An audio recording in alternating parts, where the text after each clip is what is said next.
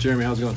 It's going good, man. It's going good. Doing well. I'm fantastic. You know, I'm excited. I'm excited that you get to be up here at my house, having a cigar with me, and having a bottle of some. We're doing a little different this time. Normally we do whiskey on this podcast, but we're doing some mead from one of your favorite meaderies. Yes, sir. Superstition Meadery down in Prescott, Arizona. right? Yep, Prescott, Arizona, which is about an hour and a half outside of Phoenix. And magnificent lines of mead, all sorts of different flavors. This one happens to be one of my personal favorites, the Blueberry Hex. And I had the pleasure of coming down there this past summer. And the pleasure was all mine. I mean, slightly yours. I could see it in the eyes, but yes. Especially where I smoked you out in that hallway. Man, he's a beef eater. Oh man, that was real good. That was real good. Well, so we're kind of, as everybody knows, normally I co-host with Christian Harris, but I'm flying solo a little bit. He doesn't know that I'm recording this podcast, so it'll be a surprise to him when I send it to him. Sorry, sir. Really wanted to meet you. But I couldn't resist. We have Jeremy Donnelly and his lovely wife, Gabby, who won't be joining us on this episode talking, but she is watching in the wings along with my wife, so they're kind of the peanut gallery this evening. Yeah. I definitely need somebody to wrangle me in. But I figured, you know what, Jeremy has an interesting story, and there's some really cool things that I think would be great to get onto this podcast. I think that would be relevant and helpful to men, fathers, and husbands. So, without further ado, let's go. We are the Old Fashioned Dad Podcast, seeking to love dads and men through the person and work of Jesus Christ, while entering into tough conversations on marriage, mental health, sex, and parenting, all while sipping good whiskey. Okay, we're back. Now, before we jump into the meat and bones of this particular topic, we've got some mead to talk about. I know that we kind of introduced it a little bit, but you know what? Let's sip it. What do you say? Oh, I'm all in. Let's sip it. Let's talk about it. Let's little cheers first. There we go. The cheers. clank. Yep.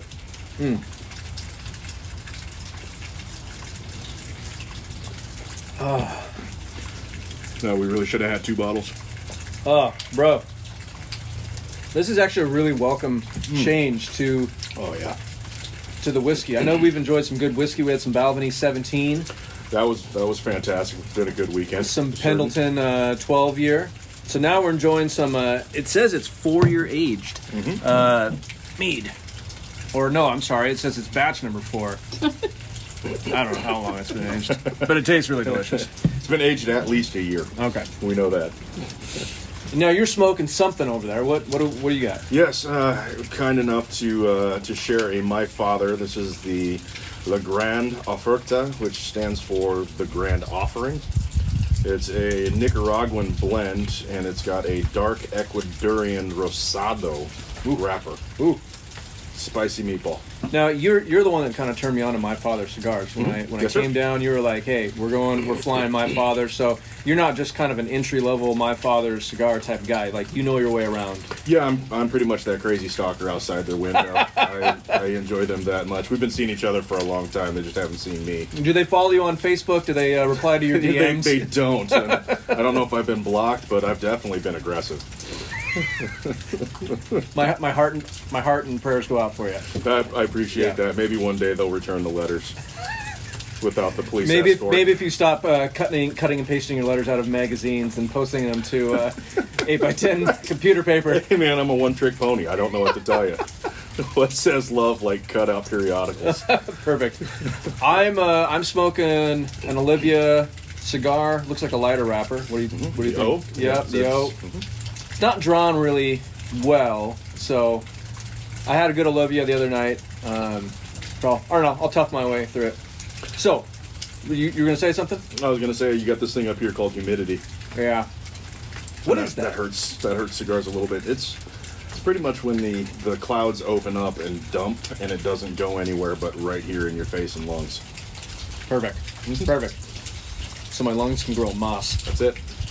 So let me give a little backstory on how I know Jeremy. So roughly 6-ish years ago, about 6 years ago, his wife reached out to me on a little platform we know as MySpace. Nope, that's not it. Instagram. You telling me my wife slid into your DMs? She did. She slid in my DMs for you. Yeah. For you. It's always because of me. Yeah. She followed my account, Den and Whiskey, and was interested in the types of boots that I was wearing because she wanted to, I think, surprise you with a pair of boots. Yeah, for a birthday present. Yes. So, from there, communication started happening. I connected with you, and then a friendship started happening. So we were like digital pen pals. Yeah, yes. Yeah. Then we ended up doing, I sent you some whiskey, some very old St. Nick from Preservation. Yep. The stuff was amazing. We did a little live feed. Little live thing. And then from there we just started talking a bit more. And then you introduced me to, Gabby was saying, hey, Jeremy doesn't really do text message so much. He likes Polo. And I was like, what the heck's that? Marco Polo. Marco Polo app. Yep. So Jeremy introduced me, Gabby introduced me to Marco Polo. And from there, it's like a fantastic walkie-talkie app. Where you and I, literally many states away, could stay in touch with each other. And I can see that pretty face on a regular basis. Oh, man. You're talking about yours, right? Naturally. Yes, good. His beard is epic. It's like I'm sitting here right now smoking a cigar with a Viking. Just a Norse god. That's very kind of you. This humidity turns my facial hair into a bunch of Yiddish short and curlies. But we're going to get through it. Gonna tough it out. Yeah, Gonna tough it out. It's not the same smell, I don't think. Christian, edit that part out. Yeah, definitely. So I had the pleasure again of saying, like, you know what, I really want this friendship. I'm just that kind of guy where, like, when I make a friend, I'm really, really loyal, and I connect. And you and I connected really well. Gabby and I connected well, and I was like, man, I got to figure out a way to get down there. And so made that happen over the summertime, and that was a super great connection, which I think led to this. You guys coming up here. Yes, I couldn't be away from you any longer. That's right, and I'm already scheming right now because we're going down there again in March. How to get down there between January and March? Well, you're always welcome. Yes. I'll always have a place for you. You heard that, guys. You heard that. You heard that first. So one of the reasons why I wanted to invite Jeremy on this show, other than being a great friend, is Jeremy has an incredible story, and we're not going to go into all of the details of his story, but he's got an incredible story, I think, of redemption, and I think why it's even relevant to the Old Fashioned Dad podcast is he's an expecting father, and I think that is really interesting and very cool because we just haven't had any expecting fathers on the podcast, and I think that is important to talk about because I imagine there's some potentially expecting fathers in our listeners. Or maybe even men that are like, you know, I really want to be a dad one day. You know, how do you get there? What do I do? And whatnot. But before we jump into kind of the father stuff, you've shared with me some level of information and detail about your past. Like, I think the thing that always kind of captures me a little bit is you have said at one point or another, I probably should have been dead a long time ago. Yes, sir. Yeah. Multiple times. So I'm kind of curious because God got a hold of you. Mm-hmm. He said, no, you're mine. Yes. You're mine. Yep. And now here you sit, wonderful, lovely wife, pregnant wife, a life that you did not anticipate ever having. Right? That's an understatement. A life that you did not ever anticipate having. And God was like, I got different plans for you, Jeremy. I got different plans for you. I'd be curious if you'd be interested in sharing with listeners as much as you feel comfortable with, kind of where you've come from. You know, maybe it's like a bridged testimony. You don't have to be like, hey, I was born on this day or anything like that. Just, hey, where were you coming from, man? Absolutely, I'd be happy to. So my story starts out not too different than a whole lot of other troublesomes. Grew up in a house. You'd call it a blended family now, but because of the closeness of my siblings, we never used the term step at all. My father and mother, they on the surface they had a good working relationship. When you saw the nitty gritty and the behind the scenes, it wasn't so. My father was rarely home, and I think that's a key element. He worked like what, 90 hours a week? He worked 90 hours a week, if not more, but for 13 years he worked out of state. And Monday through Friday, every single day, for 13 years, he was gone. You said he had like homes in like Chicago or parts of Chicago or in LA or something like Correct, that? yeah. He helped build banks for Wells Fargo. So he was always in LA, he was always in Chicago, so it was just cheaper to buy an apartment and a flat out there than it was for him to stay in hotels. Yeah. So yeah, he had 3 homes, if you will, and ours was just a really tiresome one when he'd come home on the weekends. Wow. Yep. So there was a big distance that was there that was created. So naturally, me being a middle child, it was all look at me, look what I can do, and see how much kind of trouble I can get into. Because, as we know, and I'm sure in your profession you've seen, even bad attention is attention. Yeah, absolutely. So it really came down to what can I do to not only entertain myself, but even if I'm getting bad attention from my dad, it's something. So everything that you could find. So in high school, started running with some rough crowds, had some really good friends, but started doing some just rough things on the side. As I got older, and I've always been a big kid, so I always got made fun of as growing up as being the fat kid, so that reinforced a lot. Can you, like, just to give the listeners maybe a picture of your bigness now? Sure. Well, let's see. How tall are you? My stats weigh in at, I'm 6 foot tall, I'm 280 pounds. I look absolutely like a biker and former power lifter.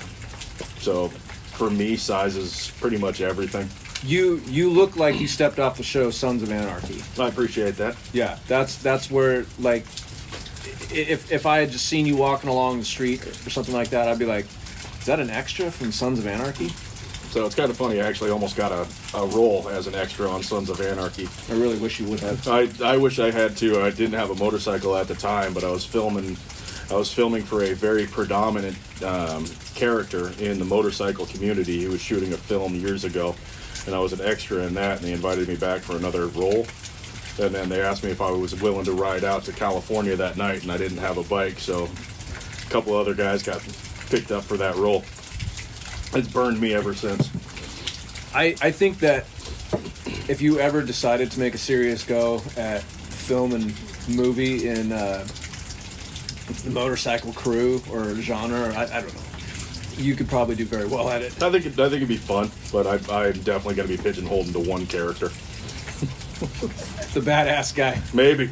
Yeah, that gets offed at the end of the or middle of the show. I think I'd be more like Biker 2.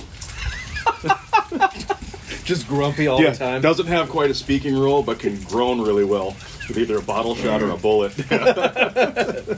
Okay, so big guy, you know, you've always just kind of had bigness to you. Yes. There's toughness that's kind of surrounded that. Yeah, and it wasn't always good. Like I said, I was a heavy kid. I was fat growing up, so everybody made it a point to reinforce and let me know, including my father. So that was a hard thing. So when I started getting into high school, started lifting weights, started getting serious about putting on size, because the tougher that I became, the easier it was to fight back those that were coming after me. As far as it's really just more the emotional abuse. So that parlayed into a couple of interesting jobs. The big turning points for the dark side of me would have been when I started working as a bouncer in clubs, started ascending up the ranks real quick, then became director of security at a couple of nightclubs, and then from there I became a bodyguard. And there I realized that I had a particular set of skills. And that line sounds familiar. Doesn't it? Yeah, I heard from somewhere. Somebody should write that down. Yeah, somebody should write that movie. They should use it. And from there it became executive protection. And that's a big difference. Not only in what the job's going to require, but morality as to what you'd be willing to do for who's paying you to go do it. And that's where my morality really started to skew, because I realized what kind of money could be brought into it if I'm willing to do what other people aren't. And just to be clear, at this point in your career, how old are you? From that point, I was 26. Okay. 25, 26, going 27. And had you had any experience with God, knew God? Anybody talk to you about God? I mean, did you have a relationship with God at that point? Oh, I knew God. I knew of God. Raised in a house being Roman Catholic. Or, I'm sorry, Irish Catholic. Ooh, Same difference. the Mead. Yeah, what are you going to do? One has a better accent and wears kilts. So, growing up as a kid, baptized as a Catholic, I went to Sunday school. I was forced to go to Mass with my mother on the weekends, but my father never would. But because of our last name and our Irish lineage, it was very important. Donnelly. Yeah. It was very important that we were in the church. Well, through a series of painful events and losing a couple of friends very, very close to me in very violent ways growing up, I started questioning things. And then when I started bringing those questions to my parents, they brushed me off, saying, these things are going to happen. You're going to have to kind of learn to deal with it. In essence, I'm paraphrasing, but it was pretty much the take it on the chin, walk it off. And I lost some very dear friends. I lost some of my friends' fathers, which have still to this day been some of the hardest hits. Because growing up, I didn't really have my dad. And so I leveraged on my friends' fathers and watching their family dynamic and wishing that that's what we had. But no, I had a dad who, I don't know if he wanted to be there more. He just wasn't. And then my mom did everything that she could. She was a fighter. And then I had my three siblings that we never got along. So it was just chaos all the time. So, to quickly pause real quick, Yes, you sir. mentioned at the beginning when you started kind of saying, hey, this is who I am, this is where I'm kind of coming from, that you said my father was my stepfather, blended family. Yes, sir. So the unsaid thing here is there was a biological dad somewhere in the picture. Well, Right? just there for his donation, if you will. Yeah, okay. And then left. So I guess even before the womb, the real unraveling as to who I am, I guess, does start with him. My mom and he had a good, solid relationship for about a year and a half.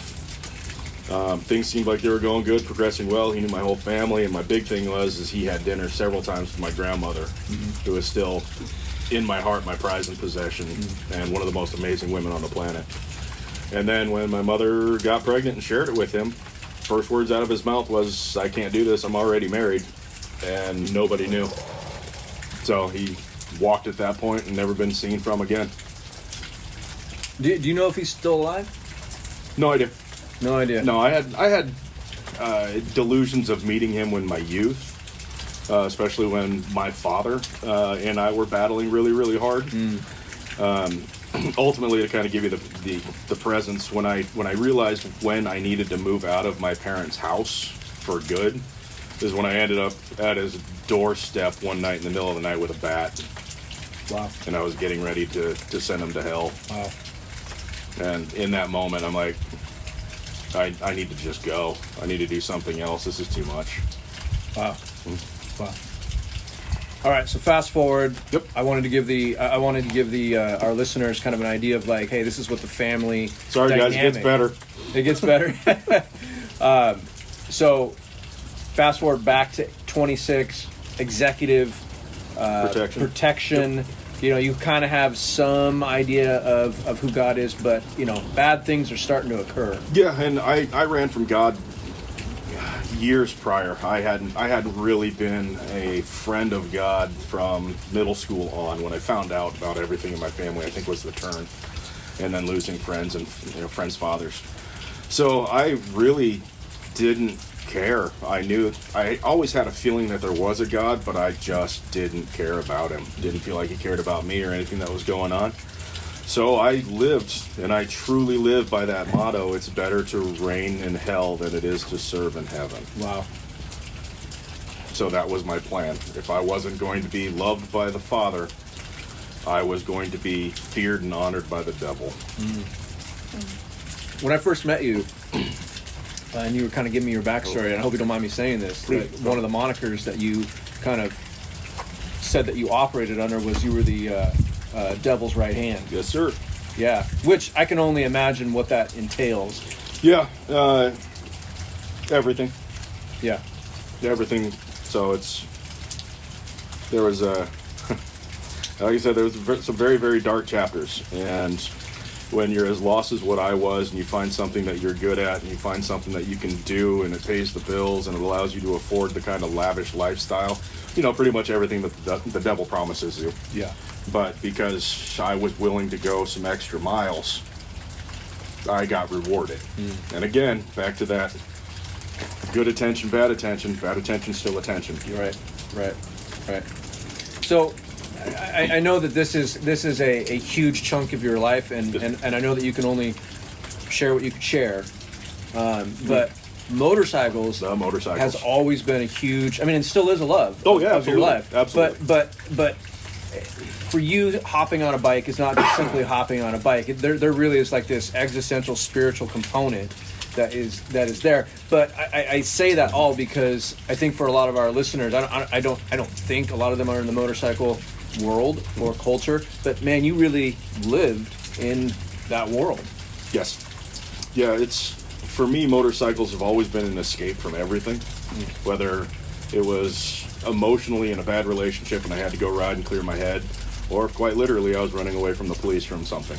It was always my escape, and it was always my salvation in the same. And so yeah, I followed that course of action. And when guys really love motorcycles and are really in love with what they do, they find groups of other guys that are like-minded and that like doing the same thing. And then you find those that live by the certain credos. Yep. And even though I've never been a fan of laws, I was a huge lover of bylaws and those that would enforce it for a club. The code. Yep. Code. Which kind of, like, we were talking a little bit about that this weekend here. The code. Yes, sir. And it really reminds me of pirates. Okay, yeah. Yeah. Not to say that pirates and motorcycle clubs are the exact same thing. Hey, man, everybody likes booty. Christian, edit that out later.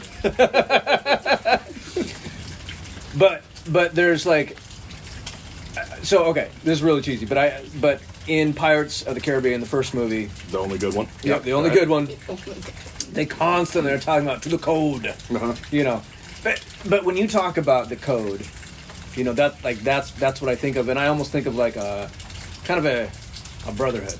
1,000%. Yeah. 1,000%. And it's important that you hit on that, because when you're searching so hard to try to find something and people that will understand you, and will understand where your thoughts and minds and capabilities are, and you can all relate around a machine with two wheels and the open road, it really does become a brotherhood when you're riding with these guys on a regular basis.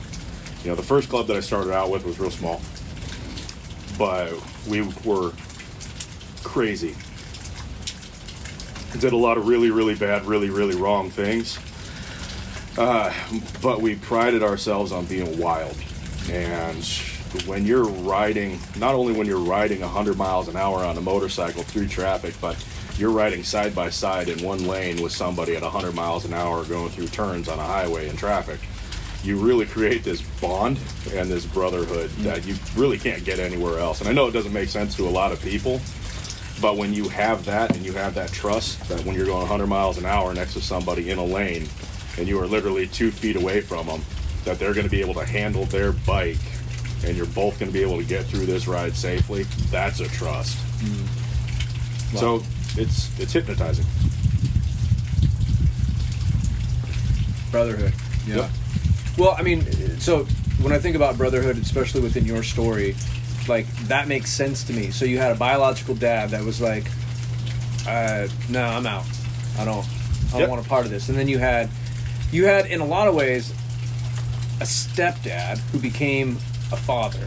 Yes. He stepped in, and he did a lot more than your biological dad did, but he was still even kind of lacking in the way that he provided modeled fatherhood. And so, like, there was always this kind of like belonging and teaching should always come from the father first. Yep. And you had two men in your life who sounds like they just didn't do that, but the motorcycle clubs came along and somewhat filled that void.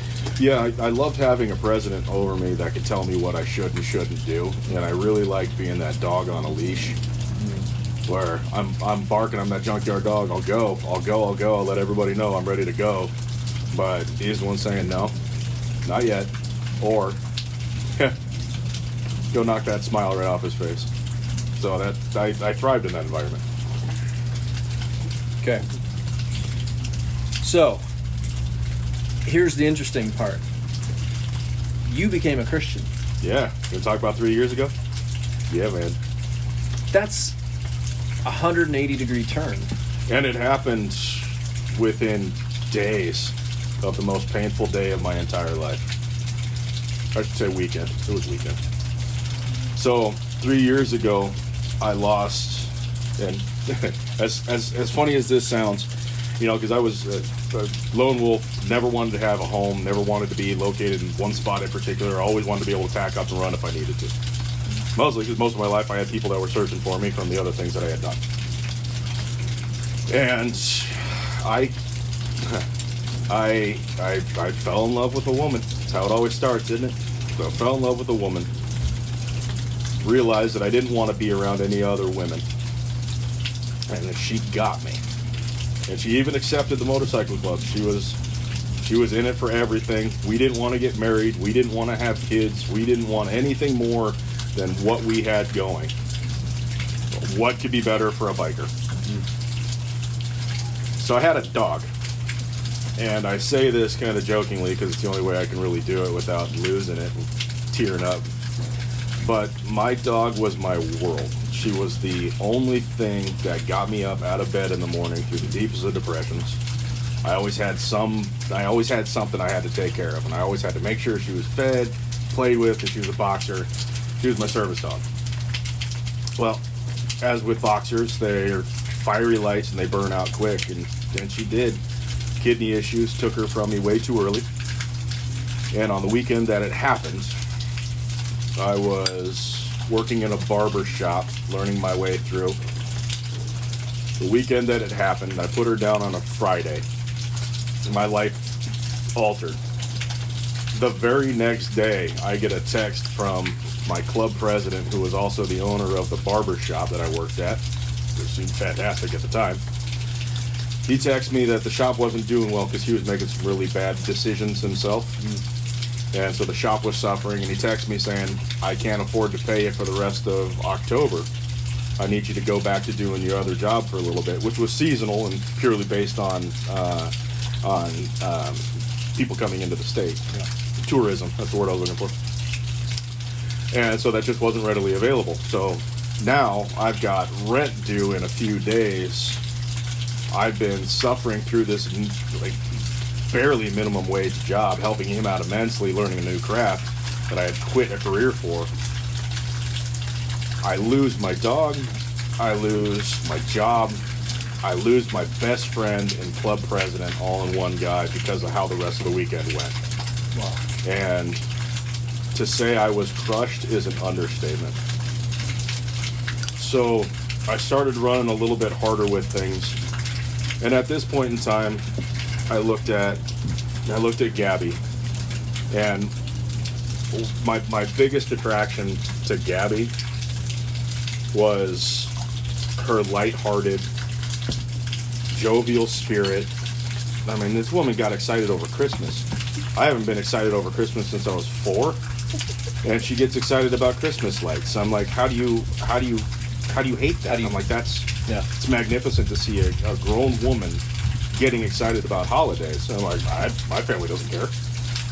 And to see her in this pit of desperation, much like I was over the loss of our dog, was heartbreaking. And the van broke down. Yeah, then her van broke down, which is her primary income. That should really clarify. She's a dog groomer and owns her own business. This is why the van was important. The van broke down, and now we're out of income, period. And we have days left to make a rent payment and figure out how life's going to go. So, no joke, I had 3 days left on the month, and I had $1,400 to come up with to pay bills. Wow. My old job calls me back, says, hey, can you come on out? I go on out. I do some work.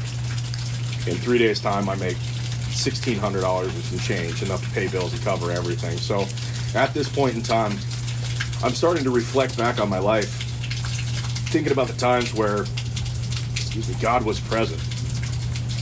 And I had enough understanding of a higher power that if I were to commit suicide because of my depression, I wouldn't have a chance to see my dog in heaven if, in fact, dogs truly do go. But I was in the clear if somebody else killed me. So, I started putting myself in positions where that could happen. Started running guns, started running drugs, started putting myself in a position where I'm either going to get shot by another illegal entity that I'm out playing with, or the police. Either way, I was fine. But I felt like I needed to have this conversation with Gabby and tell her where I was. And with telling her what's going on and where I'm at, she looks at me and tells me the most painful thing I've ever heard in my entire life. When I tell her that I'm borderline suicidal.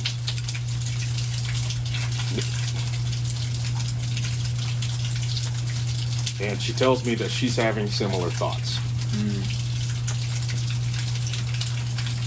I didn't think my world could get rocked any further than losing my dog. And when you see this woman that's so loving of everything around her, completely crushed and wanting to give up. So we started talking about God and started talking about my youth, and it had been too many years separated. And I said, I don't have these answers, but I know somebody who does. And he had been kind of my spiritual advisor for the last 22 years at that point in time. And his name's Jim, and he's a pastor. So I call up Jim, much like I always did when I did something where I broke a commandment. And Jim was talking me off a ledge. I call up Jim and I say, I really need you. And he came over to my house right away, left his family, left dinner. And now I understand how important that is to sacrifice breaking bread. And he comes over to our kitchen and he witnesses to us for 5 hours in my kitchen. Wow. And every conversation for the 20 years that Jim and I had been friends with, whether he's just leaving me a voicemail or anything, had always been, hey, Jeremy, I love you, bro. We're going to church on Sunday. I think it'll be good for you. And for 20 years, I told him no. And then at the end of that conversation, where he witnessed in my kitchen, and he showed me the positive reinforcement of the word, and at the end of that witness, he said, we're going to church on Sunday. I think it'll be good for you. Why don't you come on? And we did.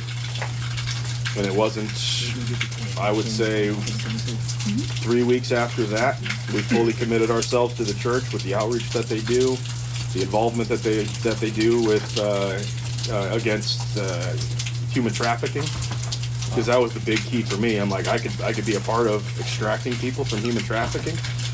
And I'm like, what better fit for me? Yeah. So that was the direction that we ran in, and we truly threw our hearts into it. We got saved. We got baptized a couple months later, and since then we've just been rocking in our walk. Yeah. It's been, to say life-changing, I know it sounds trite, but it was completely life-changing. I think there's many cool aspects to your testimony. Like I get chills, when I hear the story, because for our listeners, I know more detail. I know a bit more detail than what I think you're able to give. But what I love that really stands out is God was pursuing you. 100%. Like you and I were talking about a game of checkers versus a game of chess. Yep. And like God is constantly playing a game of chess with us. Yep. And He's constantly pursuing us. And there's many times that like I think I could equate some of your testimony to some of the different figures in the Old Testament that God pursued. Even in the New Testament, you see, like even just in your transformation from badass to, well, you're still badass, but I appreciate you. But flattery will get you everywhere, Christian. Thank you. That's what I made him for. But there was this kind of Saul on the road to Damascus moment for you. Yeah. Jesus coming down and just 1-2 punching you off of your horse, and saying, hey, okay, those presidents that you've been following, that father that you didn't have, all that you didn't get, I'm going to be that for you now. And I'm going to show you that I've always been that for you. I think that's what's really unique about the story is that a lot of people have given up on you, right? Oh, yeah. And even you were going to give up on you. Yep. Right? To the point where you're like, hey, I'm suicidal. I'm ready to dip out at any moment. But God's like, no, I'm going to pursue you to the place where your life will not simply just have meaning and you'll be fine getting up in the morning, but you'll have new purpose. Yeah. New purpose. And I think that's like one of the biggest reasons why I wanted you to come on this show. Other than you're a cool guy, but you now are being placed in a position where you get to be a father. Yeah, hardest role of preparation in my life. And your bio dad stepped out on you, and your stepdad barely showed up for you. And I've got to listen to your heart, where you're just like, I want to give my son. I want to train him. I want to show him the world. I want to connect with him. Which, statistically speaking, that should not be your posture. That just shouldn't be your posture because of what you grew up with. I can tell you, as somebody who's in the field of psychology, you should be more like your bio dad or your stepdad. But that's what's so unique that psychology can't explain is that, well, there's a loving God that pursues and transforms to be more like Christ, to where you want to show up for your wife, you want to show up for your kid. Who knows, maybe there'll be more kids. But show up for, we're going to focus on the one kid right now. Yep, absolutely. Show up for your son and give the love that you always knew that you had, that you didn't know if you were ever going to be able to share. And here Jesus says, yes, but you're going to do it under my banner. Yeah, and the thing that always fascinates me is no matter where we're at in science, no matter where we're at in medicine, no matter where we're at in psychology, the one thing that is never able to account for, because we're humans, is the God element. And what we are willing to do for him and what he is capable of doing for us. And when we got baptized, everything changed. I mean, it wasn't even 3 or 4 months after we got baptized, I proposed. And it was 6 months after that we got married. Then the next big struggle happened. Trying to conceive. That was almost crushing, because that was a 1.5 year process of doctors, and we don't know if this is going to happen, and a lot of prayer and a lot of focus, and there was a lot of challenging times where both my wife and I questioned, is he really there? Is he really looking after us? And being on the other side of it now that she's going on 26 weeks, and our son will be here in March. I look back now, and it's easy for me to see the things that I needed to learn through that time and that process before he granted us the blessing that we needed to have. And that's amazing to sit back and watch, because I go back and I reverse chronicle everything in my life, and I see where God was present in my life, either getting me out of the way of a bullet or getting me out of the way of a car that was going to run me over, or whatever it might be. And it's apparent that every time where I look at my life and I'm like, I shouldn't have lived through that, I think God's up there kind of chuckling and being like, yeah, you're right. You're right. You're welcome. So, thank you. And I think what I've seen through, the short time that we've been friends is there's been this moment where there's been this gradual but consistent push towards, I don't know, push is probably the wrong word, but a relinquishing of I'm not in control. Correct. God, like literally Jesus Christ is in control. And you've come from a world where control was everything. Oh, not showing absolutely. weakness was like that was your goal every single day. Like I'm not showing any level of weakness. Yeah, you show weak, you die. Right.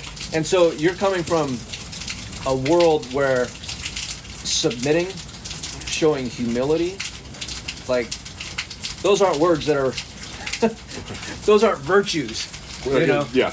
Right? Like, Absolutely. Like that's just uncalled for. What are you doing? Why are you that way? But you've recognized through the grace of Christ, the Holy Spirit indwelling in you, that now actually submitting and showing humility is strength. Correct. It's not a matter of. I think we were talking earlier in the car, and to be a strong man means that you need to have the capabilities of violence and to protect your family. If you don't have the capabilities to be able to protect your family, you're not a strong man, you're a pacifist. Naturally, there are exceptions to every rule, but for me, where I come from and where I'm at in my life now, it's an important thing.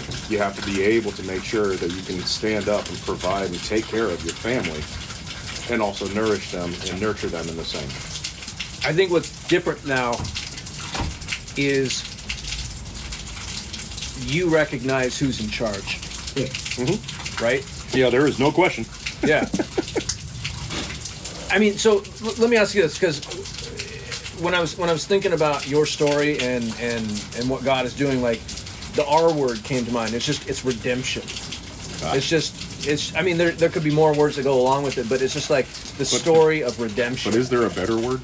I don't think so. There might be other words, but it's the story of redemption.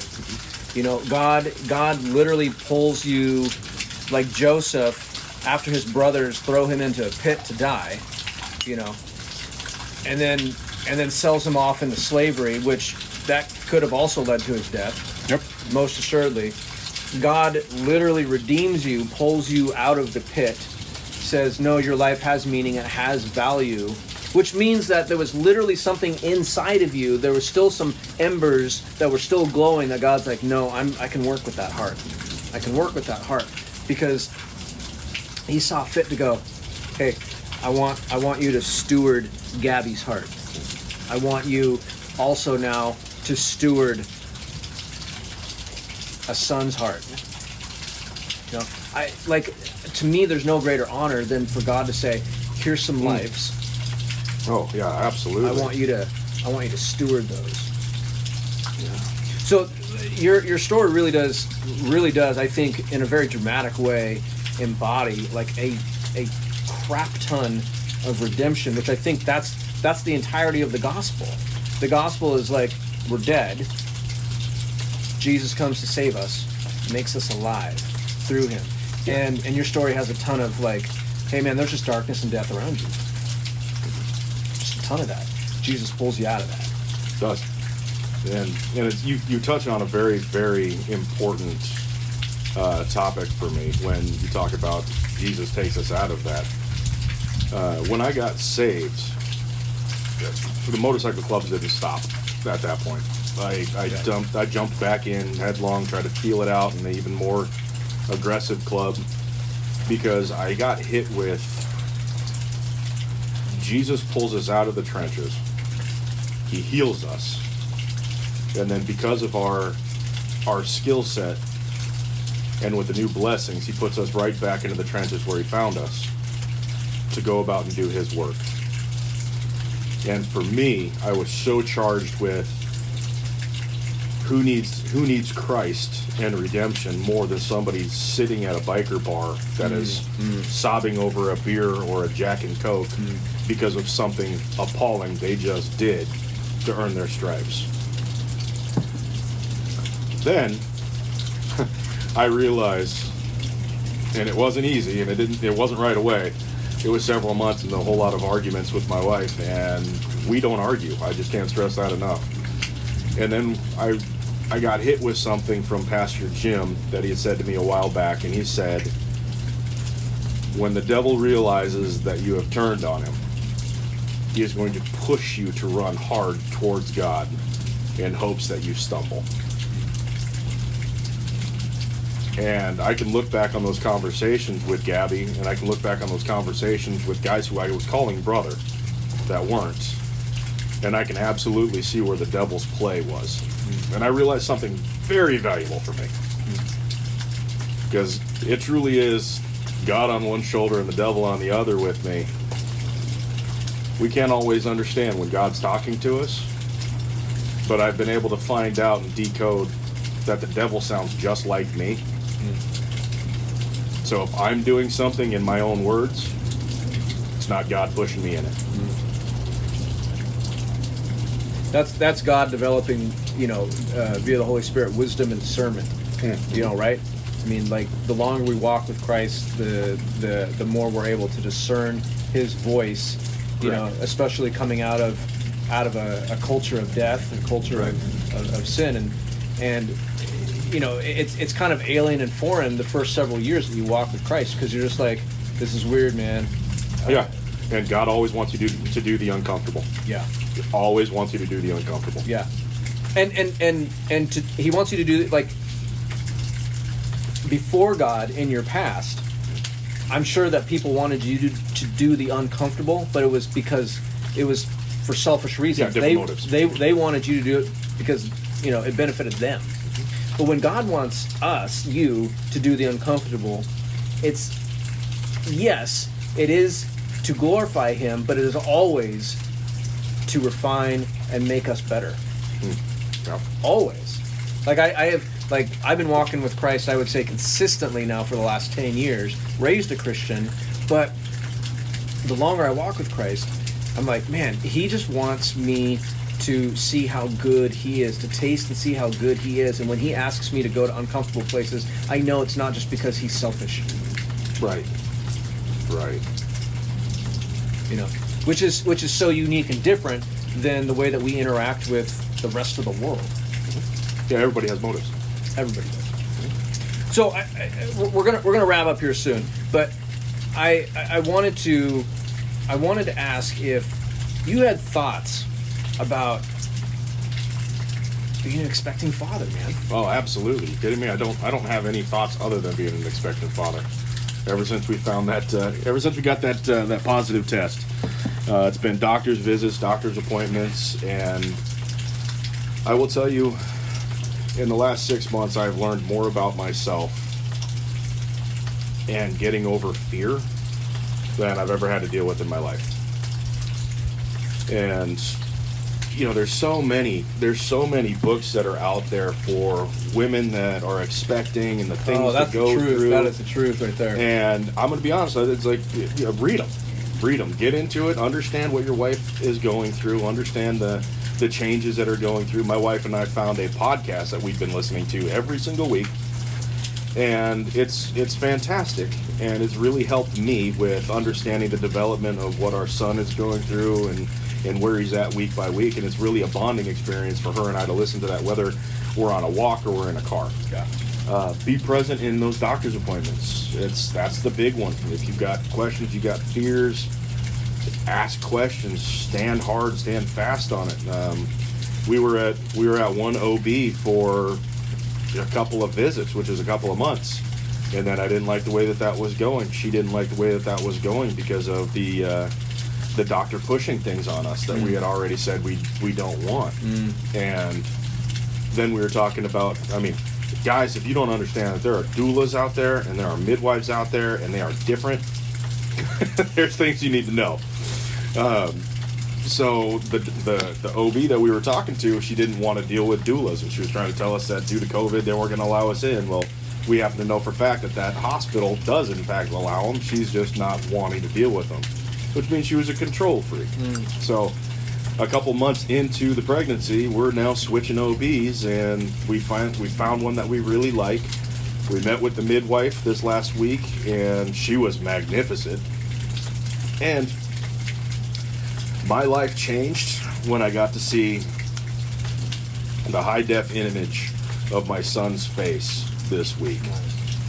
And for that brief, I mean, I was an emotional wreck. I'm not really a crier per se. I'm an angry guy when I get upset because emotions are weak. Guys don't cry, girls cry. But I sobbed like a little girl all night. Like, not even just at the moment, but all night. It was just random. Because I got to see a reflection of me before the sin really got involved. And the only thing I could really articulate is he's got my nose before it's been broken so many times. And that innocence and those beautiful lips. And in that brief moment, God took away all my fears of being a father. I mean, don't get me wrong, they're coming back. Slowly, but in the realization of things are coming. But I'm no longer afraid of being capable and competent to raise a child. And I'm really looking forward to all the little things, the minutiae, teaching my son how to use a screwdriver, thread a bolt, work on cars, work on bikes. Train on firearms. Train him in firearms. That's going to be a big one. I think he'll be able to shoot by the time he's 2. Be able to clear a gun by 1.5. But no, it's, everybody asks me, well, what are you going to do if he's not into those things? Well, we'll find things that he likes. I have a strong feeling that as long as that relationship with you and your son or you and your daughter, your child, is strong enough, your child is going to want to do things to spend time with their father, no matter what it is. I mean, my dad only came home on the weekends to watch football.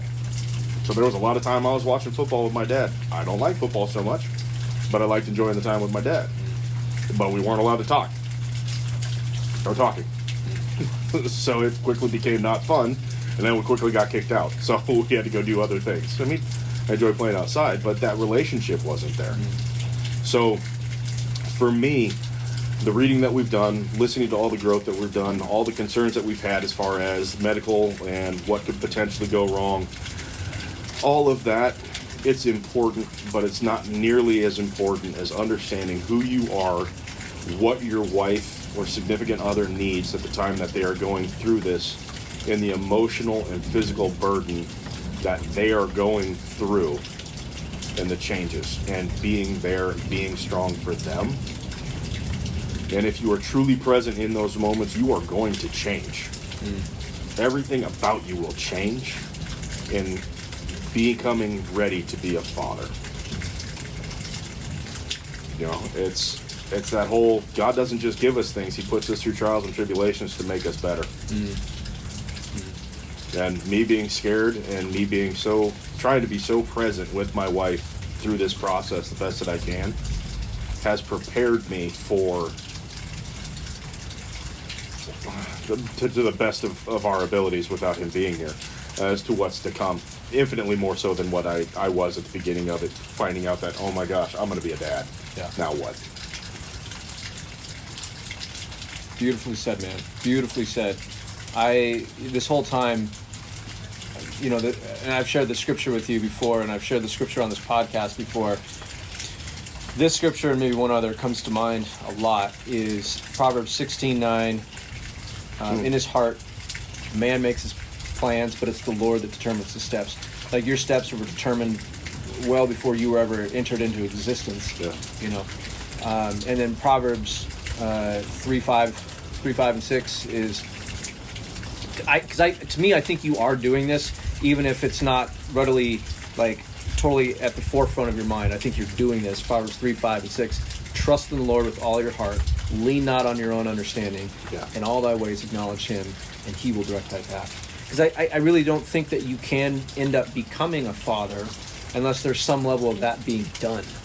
And I think that's a very true statement. I think anybody's capable of producing a child, really, and becoming a dad. But there's a big difference between a dad and a father. Yep. Anybody can be a donating aspect of things. Yep. But it takes a good love of God and your child, I think, to really become that father. Yeah, I would agree. And a part that we won't be able to get into on this, because we're already getting into an hour here, but I think it's interesting and really cool to see, like, JC Supercars has been a really big, huge. You know, like, there's a love for cars, there's a love for working with your hands, there's a love for mechanical things and breaking them down, especially in automotive form. Yep.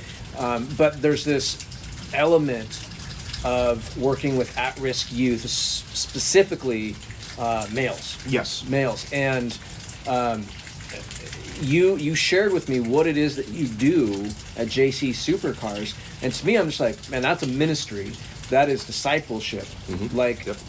at its like highest level. It's like you're like boots on the ground. You're discipling, and you were sharing some stories about a couple of the youth that you were working with, and I was like, man, that's the sort of stuff that God uses to transform hearts and minds. Maybe it's not exactly right then and there, but it's planting seeds for later on down the road. And it's interesting to see that has been developed in you. That has been developed in you. To me, that's like groundwork for being this father. And it's funny that you say it, because it does feel like that. And real quick, shameless plug, JC Supercars, Phoenix, Arizona, carsformoms.com.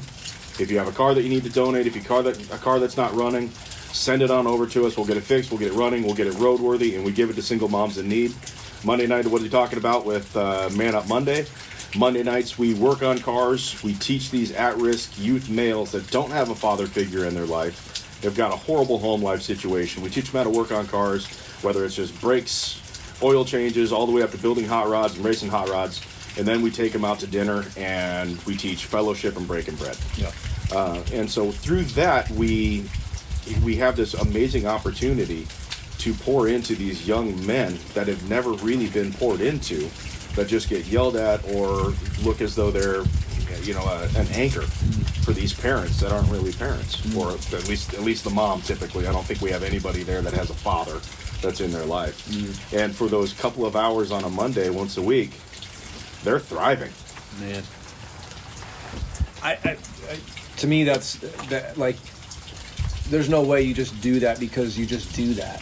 Like, Christ is in you, propelling you to do that, which is incredible. And again, further evidence that God has been pursuing you this whole time, and is utilizing the gifts and the personality that you have to be able to do that. Like, I've worked with at-risk youth. I would not say that I'm super great at it, but looking at you physically, emotionally, relationally, I'm just like, dude's great at that.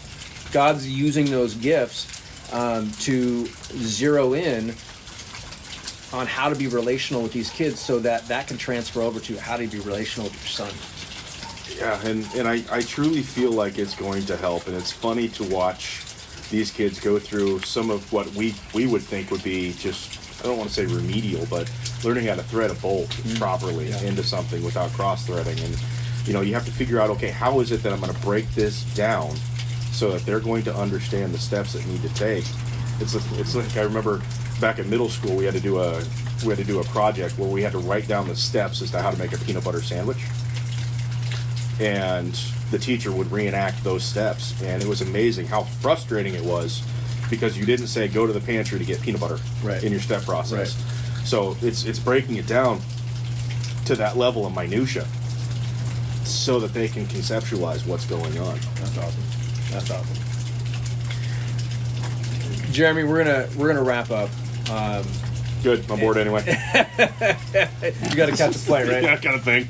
I'm wondering if, like, I'll say the final thing like I do at the end here, but I'm wondering if you would speak to the men out there that are maybe really struggling at the point where, like, they might be suicidal. They might be questioning, is God up there? They might be questioning, like, how do you become a father? They might be at those places you described that you were at years ago.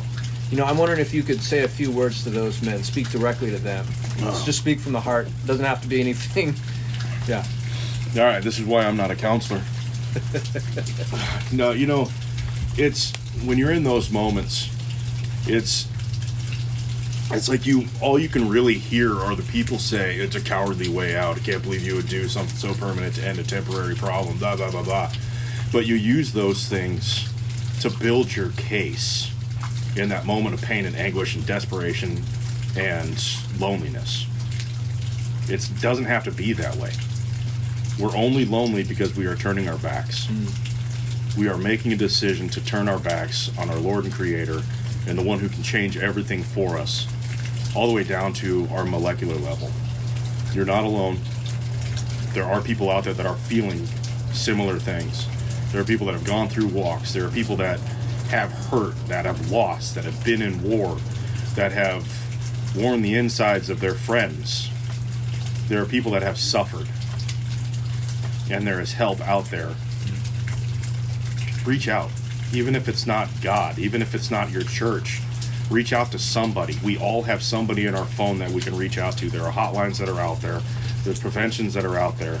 All you need to do is take that first step into not taking yourself away from this world and the people that could potentially benefit from you in the future.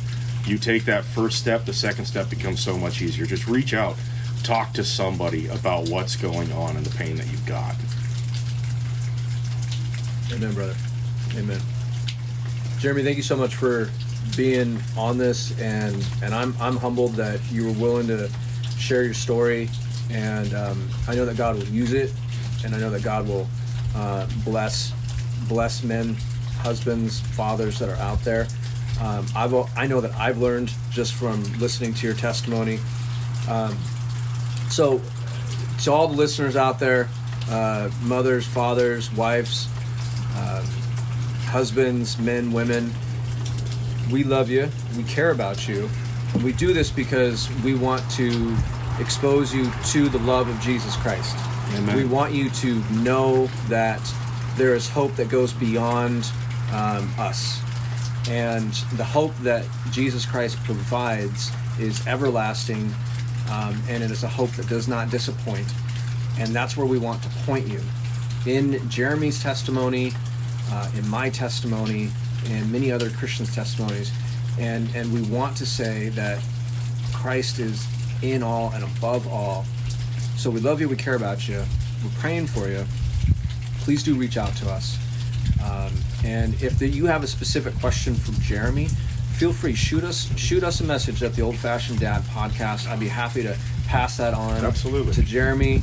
Can I make one more amendment absolutely. to Yeah, my please previous statement? Yeah, please do. One other thing that I can recommend that I don't know why it didn't come to me first and foremost. Serve. Find a charity, find a need in your community, and go out there and do good. All you have to do is see that look on one person's face when you have helped their life in some minuscule way. Whether it's you bring a barbecue out to a park and you grill up some cheap dogs and some some burgers and give them out to some people that are in need. Whatever you can do, but serve the community a little bit, and I promise you the dividends that you're going to feel in your soul are going to help you even take that first step to call and reach out. But do something for somebody else to make them feel good or better, and it's going to help you out so much. Amen, brother. Good word. Well, you know what? I don't need to say anything more. On that note, Jeremy? I love you guys. God bless. Anybody who actually made it through this entire thing, listen to me blathering. You truly are a special soul. Well, we're going to have you back at some point. I would love to. Yep. Would love to. And we'll do some videos so anytime people you need your ratings to drop, you people, let me know. People can see your lovely face. Until then, we are the Old Fashioned Dad podcast, and we encourage you to go pursue Christ and drink a good whiskey. Amen, brother. Till then, peace out.